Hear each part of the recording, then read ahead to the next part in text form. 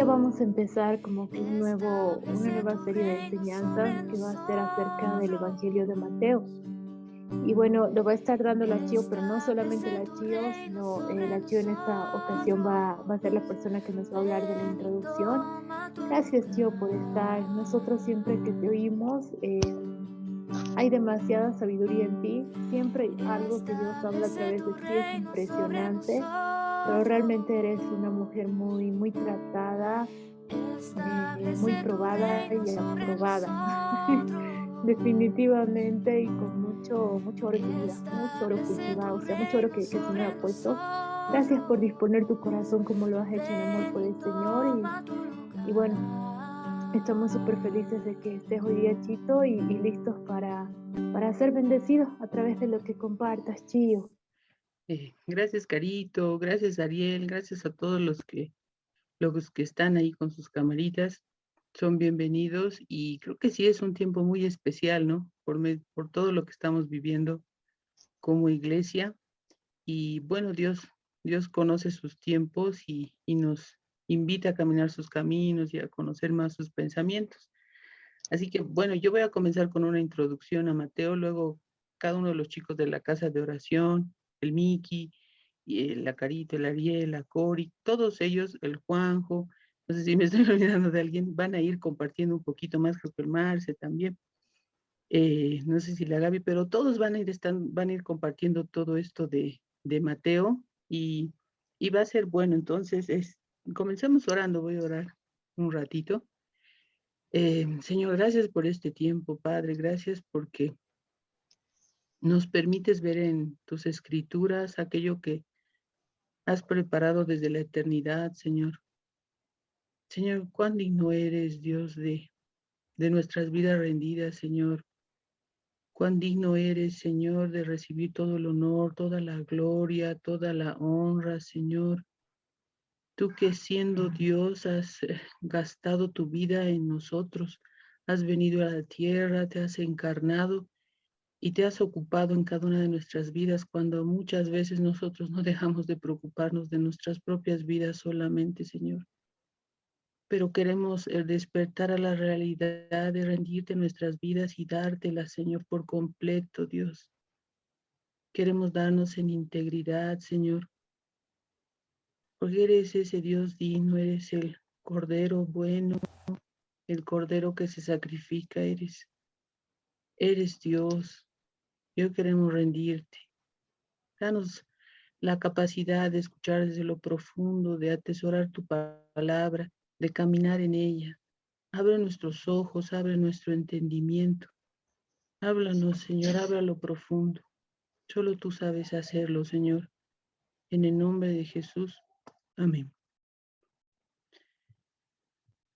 Bueno, ahora sí vamos a comenzar con Mateo. Si tienen alguna pregunta, pueden escribir en el chat. Voy a tratar de estar más atenta a lo que es el chat. Y comencemos con este libro de Mateo. La primera vez que yo he leído Mateo ha sido más o menos cuando me he convertido.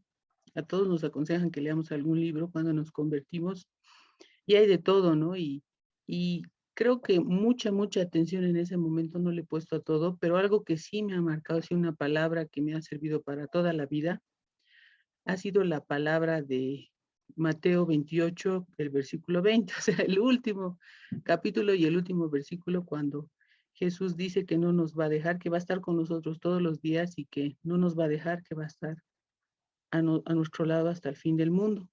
Y esta palabra ha sido muy fuerte porque uno decía, voy a estar con ustedes todos los días, ¿no? No solo los domingos, o no solo en los congresos, o no solo en las mañanas, o no solo tal tiempo, sino todos los días. Voy a estar con ustedes y que no nos va a dejar hasta que se acabe todo, ¿no? Hasta que sea el fin. Y creo que es una promesa bien poderosa de parte del Señor el poder ver que no nos deja, que definitivamente Dios está con nosotros en todo tiempo, en todo momento, en toda circunstancia, Él está ahí. Entonces, lo que pone algo de parte de nosotros o lo que pone en nuestra cancha es como que el Señor lo pusiera. ¿Dónde estamos nosotros? O sea, si nosotros seguimos también ahí. Y creo que uno de los de las ventajas de leer las escrituras y permitir que ellas también comiencen a leerte, es que Dios te va a ubicar dónde estás y lo que Él está demandando de ti en ese tiempo. Hemos visto hace poco todo el estudio del libro de Joel con Ariel y el Juanjito, y era muy especial ver cómo Dios iba resaltando palabras, cómo hacía énfasis en ciertas cosas que Él mismo está demandando de nosotros en esta temporada, poniéndonos y situándonos en un lugar en el que no deberíamos de estar y que lo dejemos para realmente estar en el lugar en el que Él quiere, ¿no? Y eso es lo que Dios nos está hablando.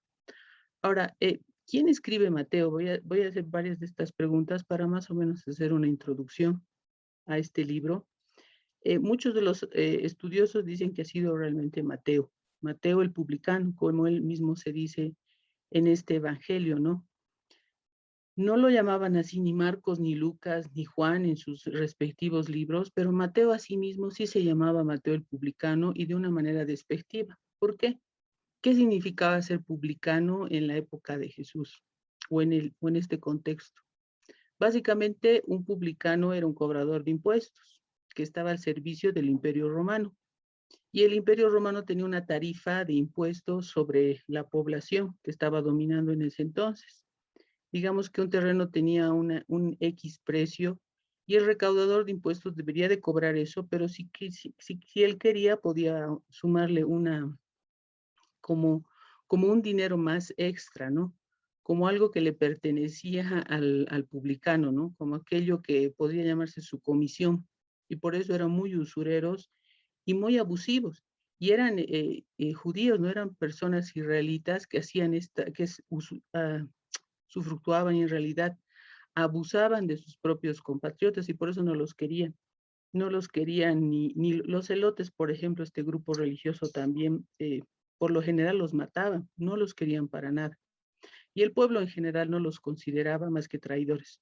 Entonces es Mateo el que asume esto y creo que sobre todo reconociendo de dónde Dios lo había sacado, de dónde Jesús lo había llamado a seguirlo, ¿no? También podemos ver que Mateo empieza a seguir a Jesús desde el momento en que lo invita. Y es muy especial esto, porque Jesús se acerca a Mateo y le dice, ven y sígueme. Y es todo, o sea, no le da ninguna explicación de qué va a pasar con su vida, dónde va a terminar, qué es lo que tiene que hacer después, qué va a pasar con su familia, va a seguir siendo un recaudador de impuestos, no va a ser un recaudador de impuestos, o sea, no le da ninguna explicación, simplemente le da una orden y le dice que le siga. Yo creo que en ese momento, si bien Mateo no entendía nada, sabía en lo profundo de su corazón que algo muy fuerte estaba pasando con él y que de acuerdo a lo que él vaya a hacer, iba a cambiar el destino de su vida. Y dice que lo sigue, lo sigue. En Mateo 9, del 9 al 10, dice, saliendo Jesús de allí, vio un hombre llamado Mateo, que estaba sentado en un banco de los tributos públicos, y le dijo, sígueme. Y él se levantó y lo siguió. Aconteció que estando él sentado a la mesa en la casa, muchos publicanos pecadores que habían llegado se sentaron juntamente a la mesa con Jesús y sus discípulos. Es interesante que no solo es Mateo el que se sienta a la mesa, sino también muchos otros pecadores publicanos, muchos otros publicanos y pecadores, perdón, que habían llegado y estaban compartiendo junto con Jesús y sus discípulos. O sea, yo creo que ha sido muy fuerte este llamado que mucha gente alrededor ha visto y ha visto cómo prácticamente Mateo lo deja todo y le sigue al Señor. En el libro de Lucas 18:9, Lucas hace referencia a esta misma situación, a lo mismo que sucede, pero él dice que había un gran banquete que se daba en la casa de Mateo. Era algo muy grande lo que había sucedido, que llamaba la atención de mucha gente. Entonces, sí se cree que Mateo es el que ha escrito este libro, narrando específicamente esta situación. En el libro de Mateo no vamos a encontrar la historia del fariseo y el publicano, ni la historia de Saqueo. Y algunos estudiosos dicen que o sea, Mateo no lo escribe no porque creyera que no era importante, sino él no lo toma en cuenta porque básicamente hace un énfasis en su historia de redención. No que no sean importantes, sino aquello que él mismo quería expresar como su vida y su historia con el Señor, ¿no? Entonces, Mateo es un evangelio que ha sido escrito por este hombre que ha sido aquel que ha conocido al Mesías, ha sido llamado por él, es una fuente de primera mano, es como así se lo considera por haber estado cerca de Jesús, y puede relatar todos estos hechos, ¿no? Y escribir este evangelio. Ahora, ¿cuándo se escribe este evangelio? Este evangelio, hay muchas opiniones al respecto, ¿no? Básicamente la Biblia cuenta con dos partes, ¿no? El Antiguo Testamento, Antiguo Pacto, Nuevo Testamento. Y la estructura de este libro nos muestra esta división entre dos tiempos también, ¿no? Y la sección que vamos a ver es la de los 27 libros del Nuevo Testamento, que han sido escritos por 7 personas también diferentes, todas ellas, durante 50 años aproximadamente. Entonces se cree que estos libros han comenzado a escribirse después de la resurrección de Jesucristo y cuando comienza el Espíritu Santo a manifestarse a través de la iglesia, hasta más o menos el primer siglo, ¿no? Entonces es el rango que tenemos para ver cuándo se ha escrito. Algunos afirman que ha sido entre el año 50 y el año 70 después de Cristo, que son los más, ¿no? Entonces podemos considerar que esta fecha es válida. Hay muchos también que afirman que el libro de Mateo ha sido escrito casi a la par del libro de Apocalipsis por Juan. Entonces, eso es lo que más relaciona, ¿no? El Evangelio ha sido escrito por diferentes personas y básicamente estos 4 evangelios, Mateo, Marcos, Lucas y Juan, han sido escritos por personas muy cercanas a Jesús. Y es bueno porque nos dan una visión mucho más amplia de lo que ha sido la vida de Jesús aquí en la tierra y aún su muerte y su resurrección, ¿no? Y pueden ayudarnos a ver mucho más claramente lo que estaba sucediendo. ¿En qué circunstancias se escribió? Y eso es interesante, ¿no? Ahora, como les decía hace rato, no hay una ocasión específica, no hay una fecha así determinada, pero sí hay años que nos pueden dar a entender que algo estaba sucediendo. Mateo tiene como 2 razones para escribir este libro. ¿Por qué? Porque él primero era judío y su objetivo era relatar, mostrar y compartir la verdad del rey que Dios había enviado a la tierra para salvar a los judíos. Entonces él estaba buscando la salvación de su pueblo, ¿no? De los judíos. El otro objetivo también era ser de aliento. ¿Qué sucedía durante este tiempo? Muere Jesús en la cruz a mano de los romanos, los judíos lo entregan, se arma una revuelta tremenda, muy fuerte dentro de todo lo que es Israel.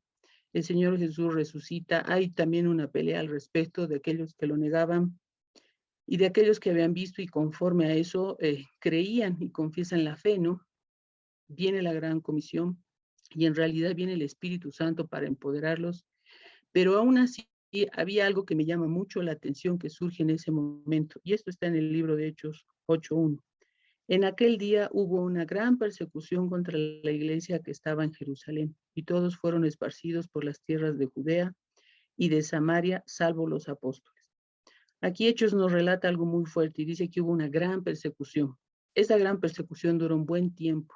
Por lo tanto, nuestros hermanos de la primera iglesia, como estilo de vida, tenían el ser perseguidos. O sea, ellos ya vivían con esta conciencia de ser perseguidos todo el tiempo. Yo creo que toda su vida la planificaban de alguna manera, si es que podía utilizarse esta palabra, basándose en que iban a ser perseguidos y que tenían que moverse de un lugar a otro, de que tenían que compartir la palabra en la medida que así lo podían hacer, que tal vez la persona con la que hablaran ese día, al otro día no la verían, porque como ellos estaban siendo perseguidos, no solamente en un principio en Israel, sino por todo el imperio, y a lo largo de lo que significa, a lo largo y ancho de lo que significaba el imperio, entonces para ellos era un estilo de vida el vivir bajo persecución. Y entonces Mateo comienza a escribir este libro para alentar a los creyentes, porque muchos volvían a hacer lo que antes estaban haciendo, ¿no? Había una persecución y era una situación que podía desanimar a los creyentes judíos en especial. Y si en verdad Jesús era el Mesías, es algo que Mateo quería mostrar y compartir con sus hermanos en la fe y animar aún a los nuevos creyentes. Dios no había terminado para nada su trabajo con la nación de Israel, todo lo contrario, creemos que hasta el día de hoy Dios va a cumplir su obra y su labor con esta nación, pero el futuro que se establecería de su reino dependía mucho de aquello que se podía ir compartiendo.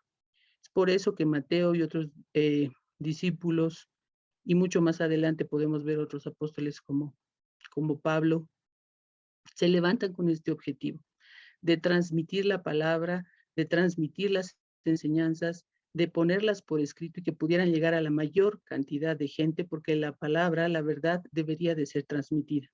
Entonces, básicamente estas dos cosas alientan a Mateo a escribirla, ¿no? Estas son las circunstancias que estaban viviendo. Era un pueblo muy convulsionado, la situación, como hace rato les decía, no era para nada fácil.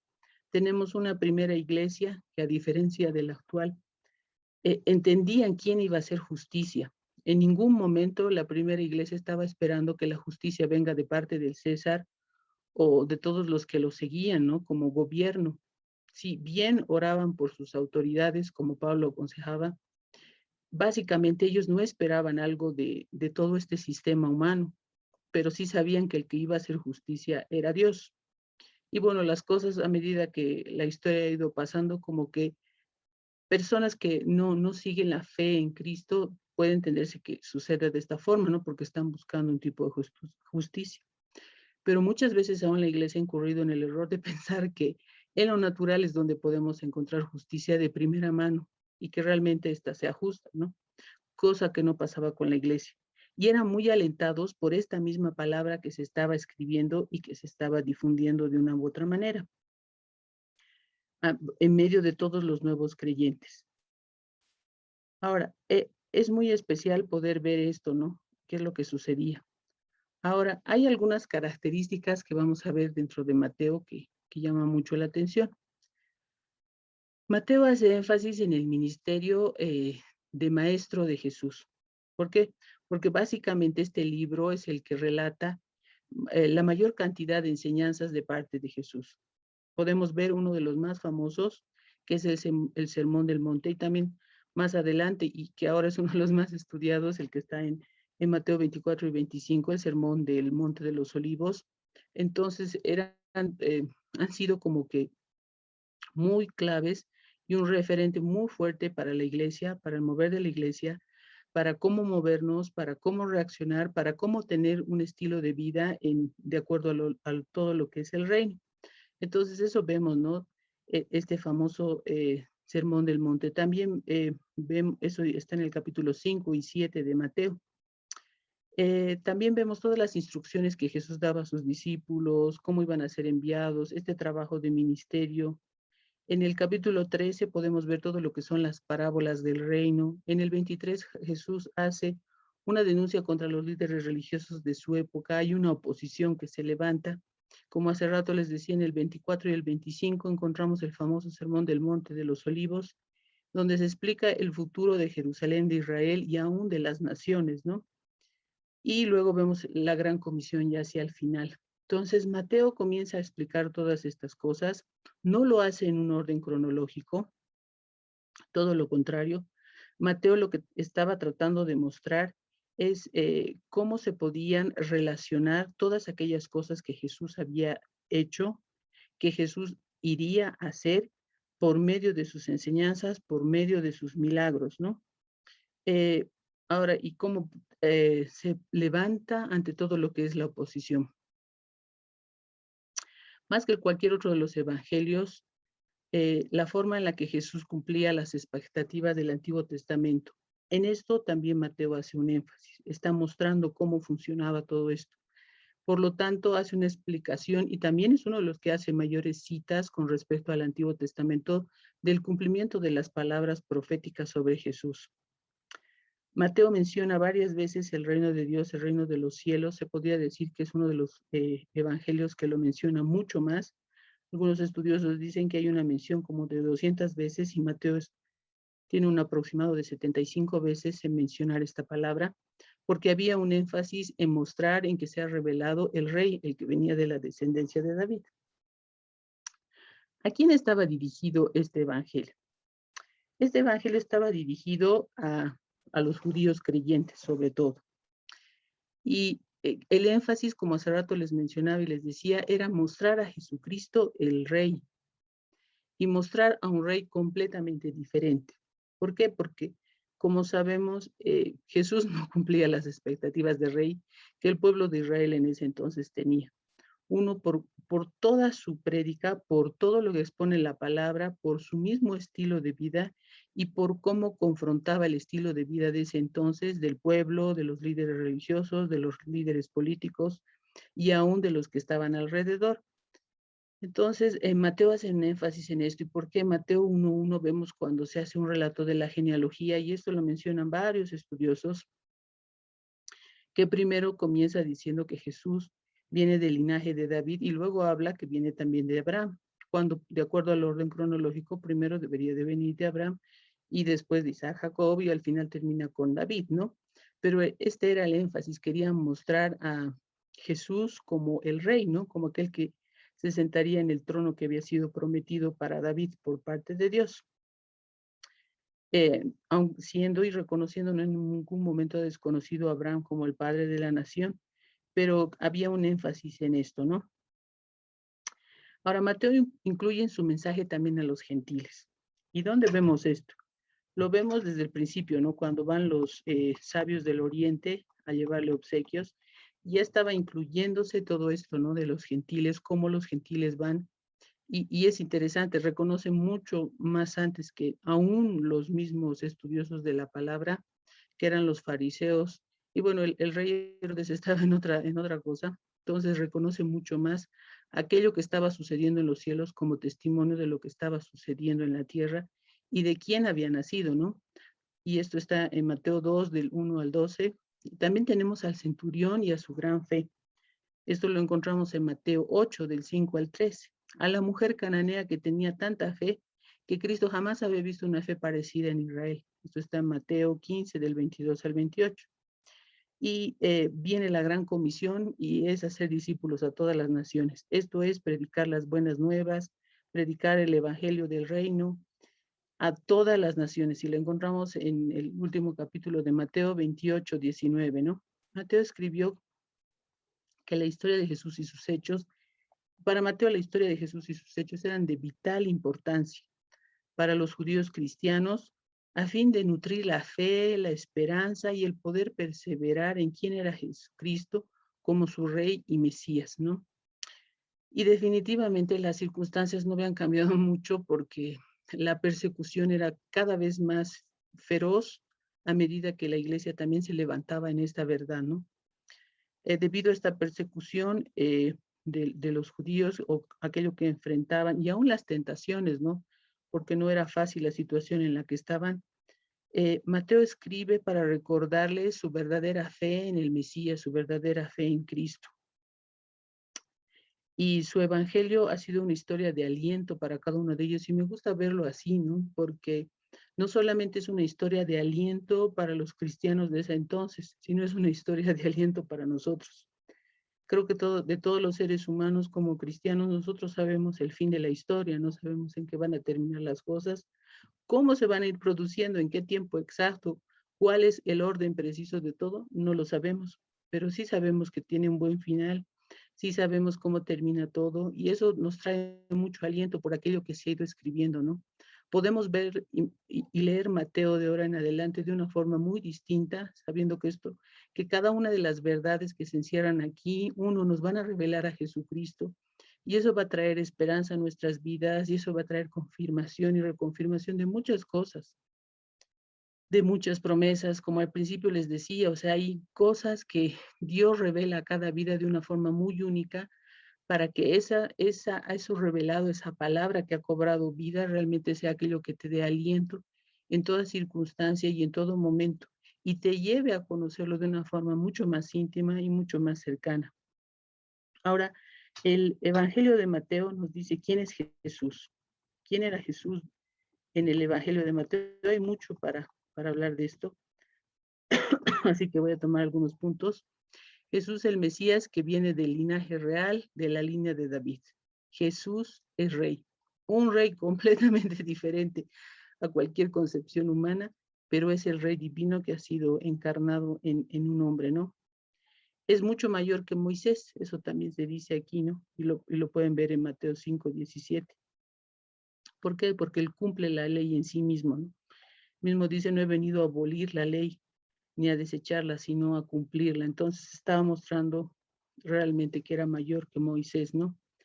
Es Dios con nosotros. Eso está en Mateo 1:21 cuando se le da el nombre, ¿no? Es Emmanuel. Él está con nosotros y esa es una verdad eterna y es aquello que si no nos está dando aliento, creo que tenemos que orar un poco más y pedirle al Señor que abra nuestros ojos y nuestros corazones sean enternecidos con esta verdad. Dios hecho hombre. Hay una parte que se los voy a leer, está en Mateo 11:25 y dice, cuando Jesús terminó de dar instrucción a sus 12 discípulos, se fue de allí a enseñar y a predicar en las ciudades de ellos. Al oír Juan en la cárcel los hechos de Cristo, le envió 2 de sus discípulos a preguntarle, ¿eres tú aquel que había de venir o esperamos a otro? Respondiendo Jesús le dijo, id y hacer saber a Juan las cosas que oís y veis.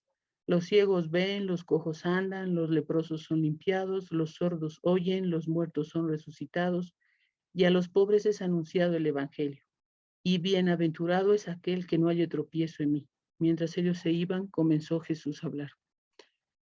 Entonces había una duda, ¿no?, en el corazón de Juan, de que si realmente es aquel a quien había bautizado era el Cristo. Y la respuesta de Jesús no es sí, soy yo, no, todo lo contrario. Jesús comienza a decir otra cosa. Y como les digo, Jesús no responde en la manera en la que nosotros quisiéramos escuchar la respuesta. Creo que va más allá. Y es más, nos desafía a volver a preguntarnos, pero ¿qué ha dicho?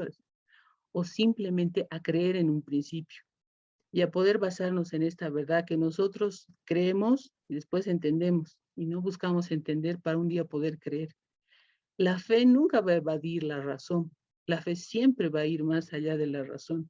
Y es una de las cosas que creo que Jesús quería demostrarlas, ¿no? Siendo Dios encarnado, ¿no?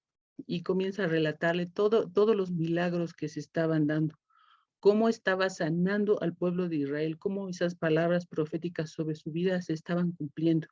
Y creo que cada acto de sanidad que Dios estaba trayendo sobre las personas, estaba trayendo sobre esa nación, quería traer sobre esa nación, quería traer sobre la humanidad cada uno de estos hechos, el poder ver, el poder andar, el poder ser personas que son limpiadas de todo aquello que en lo físico y aún en lo interno estaba ensuciando sus vidas, el poder oír su voz, el que los muertos sean resucitados. O sea, yo creo que cada uno de estos actos no solo tenía un factor muy natural y poderoso, porque eso era impresionante, sino había un hecho muy importante y era algo interno que se estaba haciendo y aún algo divino que se estaba manifestando en la tierra de Israel, y esto aún para esperanza de todos los gentiles, ¿no? Entonces, esto es una de aquello que se relata de Jesús en el Evangelio de Mateo, ¿no? ¿Quién es Jesús? Luego también vemos en Mateo 18:29, ¿no? Cuando dice que pasaba el sábado al amanecer del primer día de la semana, fueron María Magdalena y la otra María a ver el sepulcro. De pronto hubo un gran terremoto, porque un ángel del Señor descendió del cielo y acercándose removió la piedra y se sentó sobre ella. Su aspecto era como un relámpago y su vestido blanco como la nieve. De miedo de él los guardas temblaron y quedaron como muertos. Pero el ángel dijo a las mujeres, no temáis vosotras porque sé que buscáis a Jesús al que han crucificado, no está aquí, pues ha resucitado como dijo. Venid, ved el lugar donde fue puesto el Señor e id pronto y decid a sus discípulos que ha resucitado de los muertos y va delante de vosotros a Galilea, allí lo veréis, ya los he dicho. Entonces, igual que los otros evangelios, Mateo no deja de hablar de esto tan poderoso que había sucedido. Ellos ya creían que Jesús había muerto y aún estaban tristes por eso, pero se estaba cumpliendo lo que él había dicho, que al tercer día iba a resucitar. Y está hablando de un poder que se manifiesta sobre la tierra, algo que solo Dios podría hacer, él mismo resucitando de entre los muertos, para salvación de la humanidad, porque no solo era para los judíos, sino para todos aquellos que creen en él. También nos habla de la conexión que hay con el Antiguo Testamento por medio de todas las palabras proféticas que se habían cumplido en el nacimiento de Jesucristo, en la vida de Jesucristo, en la muerte y en la resurrección. Y bueno, en sus apuntes van a tener todas las palabras proféticas cumplidas en Jesús. Ahora, hay algo bien interesante porque muchos estudiosos dicen que entre las palabras proféticas que se han dado de Jesús en su primera venida, hay una diferencia con las palabras proféticas de su segunda venida. Y es que las palabras proféticas para la segunda venida de Jesús son mucho mayores, o sea, en número hay muchas más palabras proféticas. Y eso yo creo que nos puede llenar de mucho aliento, porque nosotros estamos en este tiempo en el que podemos ver, bueno, si el Señor así lo quiere, podemos ver el cumplimiento de estas palabras, ¿no? De cada una de estas palabras proféticas. Miren, yo creo que cuando Jesús estaba en todo esto, como hace rato lo veíamos cuando iban los discípulos de Juan el Bautista, Jesús podía decirles, yo soy el cumplimiento de las palabras proféticas. Han escuchado todo lo que los profetas decían. En otro tiempo el Padre hablaba por medio de ellos, pero hoy el Padre les está hablando en Hijo, en mí se está cumpliendo todo eso. Y yo creo que igual los discípulos o la gente lo veía y decía, wow, ¿qué está diciendo? Pero algo dentro de ellos ardía, algo dentro de ellos saltaba, algo dentro de ellos se llenaba de gozo, porque decían, es verdad, aquello que habíamos esperado por tantos años, aquello que escuchábamos de los abuelitos, de los papás, de los vecinos, en la sinagoga, en diferentes lugares, hoy está cobrando vida y lo podemos ver. O sea, había un gozo que tal vez no se podía explicar con palabras, pero sabían que el Padre ahora estaba hablando en el Hijo, ¿no? Y nosotros podemos decir lo mismo, ¿no? Y podemos hablar igual con ese gozo. Ahora van a tener esta lista de todas las palabras proféticas, bueno, todas las que pude recopilar, y van a poder leerlas y orarlas y llenarnos de esa fe, de saber que wow, esto se va a cumplir, así como se ha cumplido en el antiguo, o sea, así como se han dado todas estas palabras en el antiguo pacto y se han cumplido en el Nuevo Testamento una por una, con todo el detalle, así de manera tan precisa Dios lo ha hecho. Ahora también se van a cumplir de una manera tan precisa que vamos a poder dar gloria, vamos a poder dar honra a Dios y que vamos a poder entrar en ese gozo. Yo creo que es indescriptible, ¿no? Y es especial. Entonces hay muchas palabras proféticas para este tiempo. Hay mucha palabra que puede bendecirnos, alentarnos. Los tiempos van a ser cada vez más complicados, lo estamos viendo, o sea, salimos de una noticia mala para a veces entrar en otra noticia mala, pero más allá de eso podemos tener esperanza en saber que hay palabras que se han dado, hay palabras que se están cumpliendo, hay palabras que se van a cumplir. Podemos atesorarlas en nuestro corazón, podemos orarlas, podemos compartirlas, podemos alentar a otros con esto. Ese era el objetivo, ¿no? De los evangelios. Y lo vemos con con Mateo que quería esto, ¿no? Que se difunda la verdad. Así que bueno, van a poder ver todas estas palabras y orarlas y leerlas. Ahora, dentro de Mateo o del libro de Mateo podemos ver que hay una estructura como libro en sí, ¿no? Y es interesante porque al final todos los libros tienen una estructura determinada. ¿Y cómo se hace la estructura o en qué se basa la estructura de un libro? Bueno, la Biblia en sí tiene una estructura y está dividido en el Antiguo y el Nuevo Testamento, como hace rato lo veíamos. Y cada libro está igual dividido de alguna manera. Se puede dividir los libros de acuerdo a los personajes. Digamos, tienes personajes, entonces haces una primera división de acuerdo a ellos. Puedes hacer una otra división de acuerdo a los lugares, digamos, en los que quieres enfocar. Luego también puedes hacer una división tomando en cuenta ciertos aspectos, como frases, algunas frases que se pueden repetir, o que algunos de los personajes, de acuerdo al libro el que estés viendo, lo repetían. Entonces puedes ver que no es coincidencia simplemente que se repita una frase, sino que es algo que te puede dar pauta para saber que algo está terminando o algo está comenzando o que algo es necesario que ocurra para que otra cosa se dé. Entonces esto también te ayuda a poder realizar una estructura del libro. No hay una regla general, porque hay personas que, por ejemplo, han hecho su estructura del libro de Mateo y lo han dividido en 4 partes, otros lo han dividido en 8 partes, otros lo han dividido solo en 2 partes, otros lo han dividido en un orden de acuerdo a la edad de Jesús, ¿no? Si cuando era niño, cuando era más grande, y otros lo han dividido, y esta también me parecía muy interesante, cuando dividían o hacían una estructura en base a Jesús antes de la cruz y resurrección y Jesús después de la cruz y resurrección, que no es mucho después de la cruz y resurrección, pero todo lo que implica después de la cruz y resurrección. Entonces, una estructura la puedes hacer de acuerdo a lo que también el Señor te vaya mostrando, o sea, vas leyendo y hay cosas que van a ir resaltando, no a todos nos resalta lo mismo cuando tenemos la lectura de un libro. Sí hay cosas que hay que tomarlas en cuenta de manera muy general, como hace rato se las tomaba, ¿no?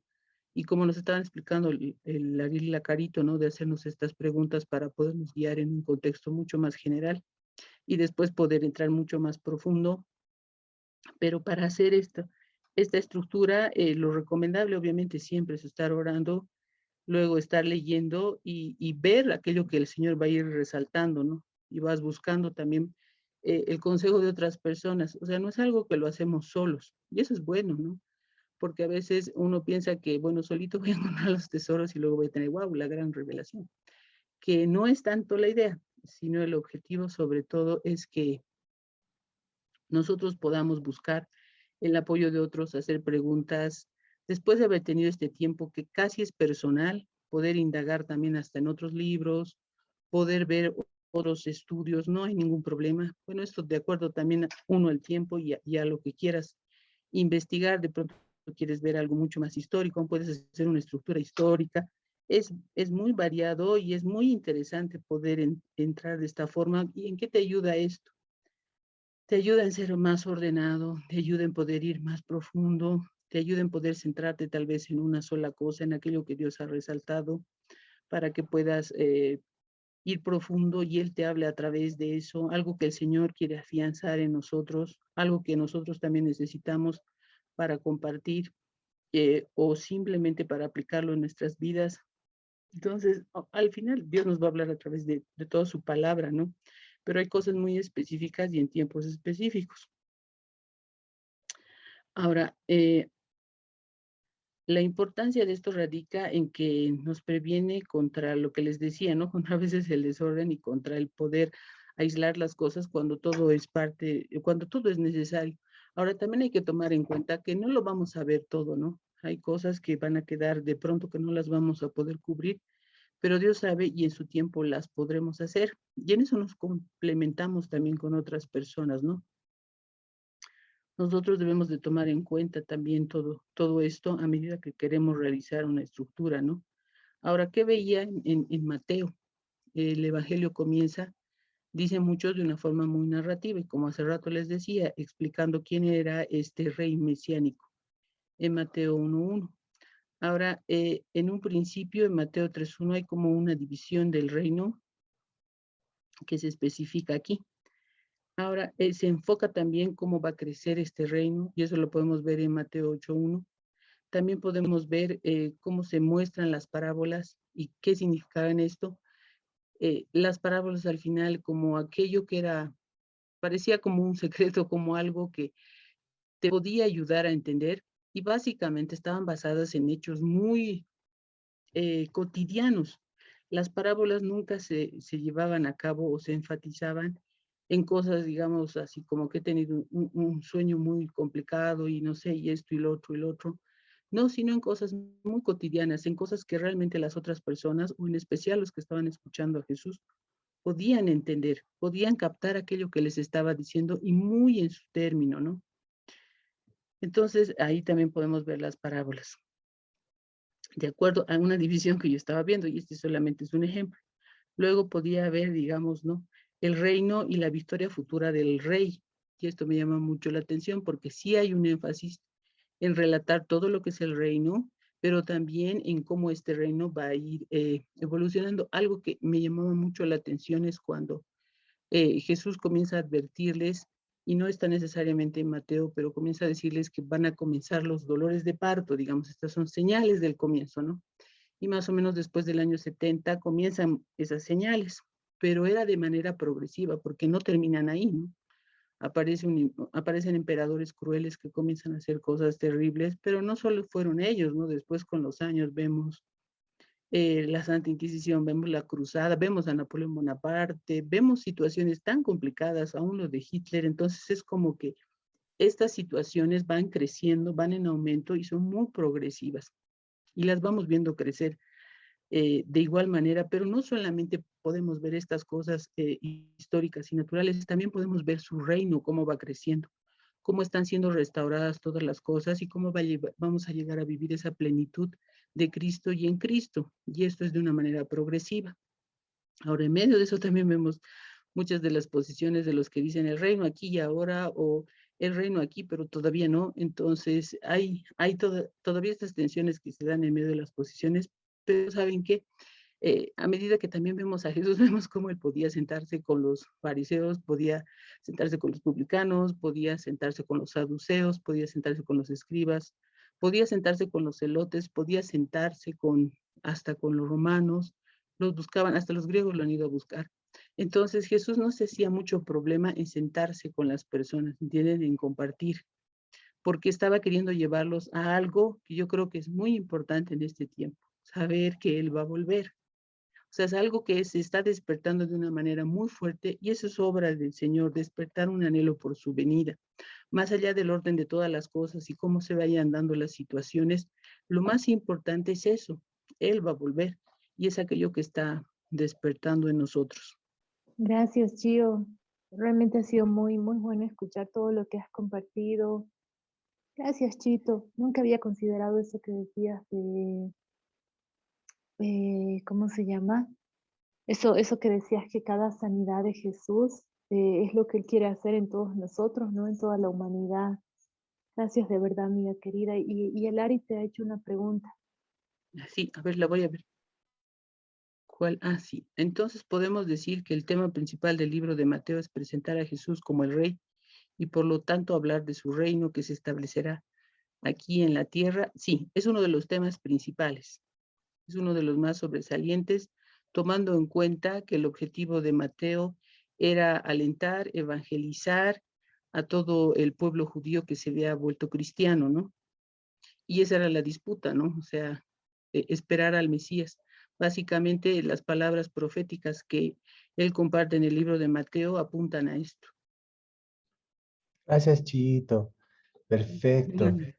Así es, bueno, quería simplemente puntualizar eso porque cada evangelio nos da, digamos, nos presenta a Jesús de una manera principal, ¿no? Nos habla de una manera en que Él se da a conocer y justamente tiene mucho que ver respecto a quiénes está dirigido el libro, ¿no? Entonces creo que tú lo has expresado de manera muy clara. Muchas gracias, Chito. Va a ser una bendición los siguientes lunes poder ver también el contenido de cada uno de los capítulos. Así que va a ser una bendición. Gracias, Chito. Muchas gracias. De mucha bendición escucharte en esta noche. A ustedes bueno, realmente tenemos mucho por hacer y tenemos mucho, mucho de parte del Señor. Yo creo que estamos en un tiempo donde hay una apertura de las escrituras como nunca antes. No se trata tanto de cuán inteligentes podamos ser, sino se trata tanto del anhelo que se despierte en nosotros. Lo que yo quería simplemente invitarles a todos, por favor, es de que podamos juntos escudriñar las escrituras a través de este hermoso caminar y recorrido que es el abrir las escrituras y sentarnos con el Señor y poder compartir todas estas riquezas y profundidades y verdades que nos afirman y que nos enfocan, que nos dan perspectiva. El siguiente lunes vamos a estar viendo los capítulos 1 y 2. Así que estamos todos invitados para esta semana poder escudriñar esos dos capítulos y así venir. Y también yo creo que vamos a poder hacer más preguntas una vez que hemos Sí, escudriñado los capítulos. Y esa es un poco la idea y la dinámica en la que queremos a todos invitar y sumergir, que todos podamos sentarnos con el Maestro y que Él nos pueda abrir las escrituras y que nuestro corazón arda. Gracias por introducirnos a este hermoso libro, Chiito. Oraremos. Señor, queremos darte gracias por tu palabra, Dios. Gracias porque a medida que que el tiempo avanza, nos damos cuenta de que realmente tu palabra es una luz que alumbra en medio de la oscuridad, Señor. Gracias, Dios, porque, Señor, podemos presentarnos delante de ti como vivos entre los muertos. Gracias por el poder que tu palabra tiene, Señor, de edificar en nuestras vidas. Gracias por la gracia y el regalo, Señor, que vienen a través de este espíritu, de esta palabra revelada por tu Espíritu Santo, Señor, de vivir vidas y no solamente sobrevivir, sino poder vivir en toda la victoria que tú nos has dado, Jesús. Gracias, Señor, porque esta palabra, Dios, es tan profunda, tan hermosa y tan apasionante. Gracias por lo mucho que nos revela de tu corazón.